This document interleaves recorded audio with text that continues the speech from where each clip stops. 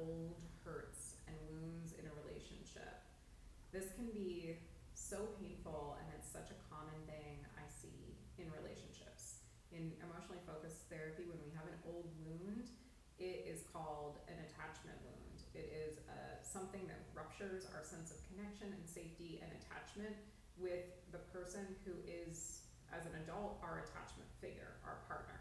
So if you're having this, maybe there's been a betrayal in your relationship, a loss of trust, or something has happened, a person wasn't there for you at a time that you really needed them, and you felt alone and unseen and not understood.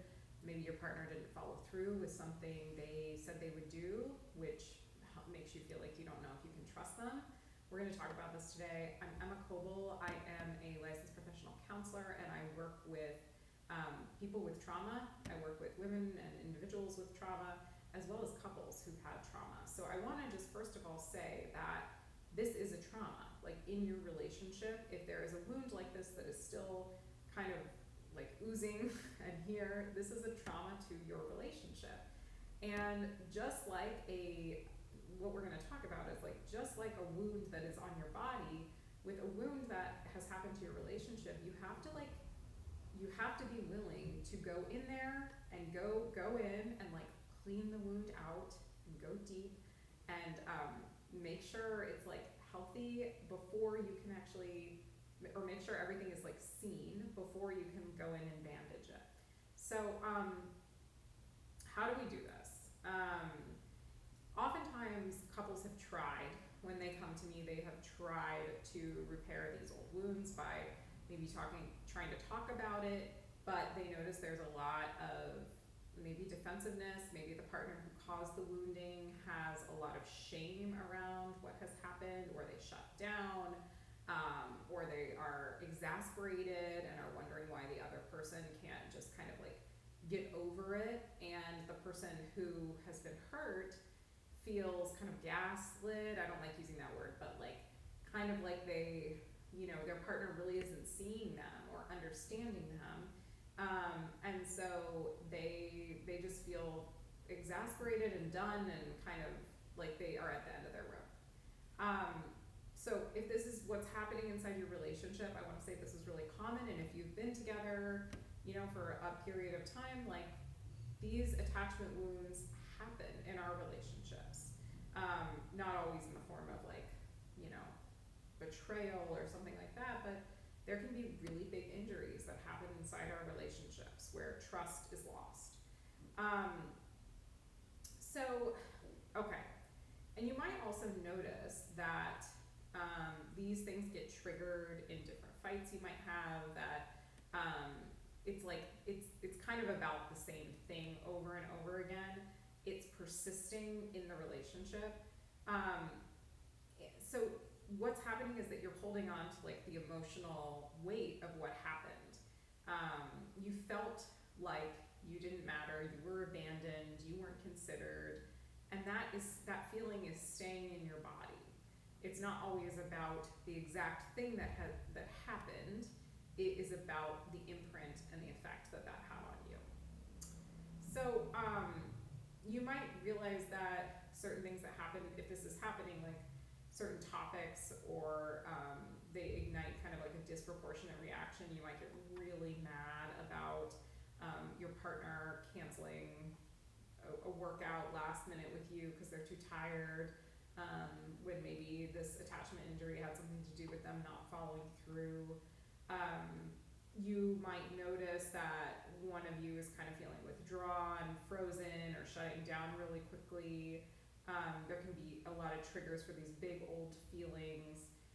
Apologies don't really work, and you feel kind of lonely overall in your relationship. Okay, so emotionally focused couples therapy, I think, is an amazing way of slowing things down, hearing one another, and actually, like I said, like cleaning out the wound and then bandaging it. So again, when a lot of people try to talk about this on their own, there can be a lot of reactivity. The nice thing about EFT is that it is about slowing things down, like slowing each partner down, and getting underneath what is really happening inside and getting to the vulnerable things that are really happening for both people. So the person that has been wounded gets the chance to really share the emotion beneath the hurt and really describe it in a way that oftentimes the wounding partner hasn't heard before. So instead of saying something like, you never listened to me, or like, you could have cared less about me when you cheated or whatever, which oftentimes will evoke, defensiveness in the other partner, we go deeper.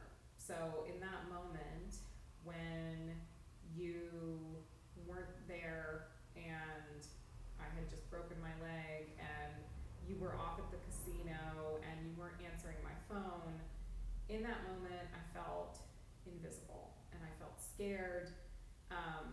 I was reaching for you and you weren't reaching back.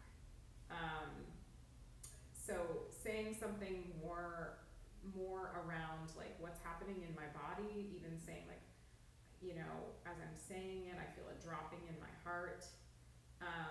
The story I'm telling myself is that you're pulling away, or I don't matter to you, or that I'm losing you.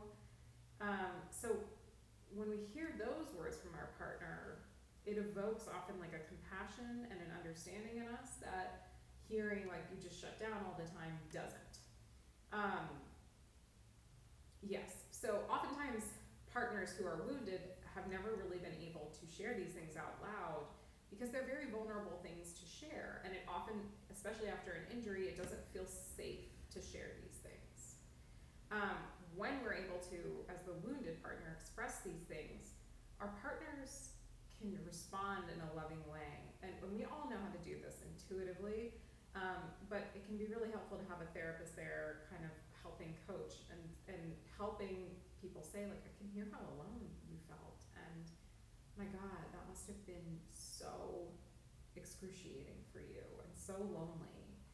It makes sense you'd still be hurting, right?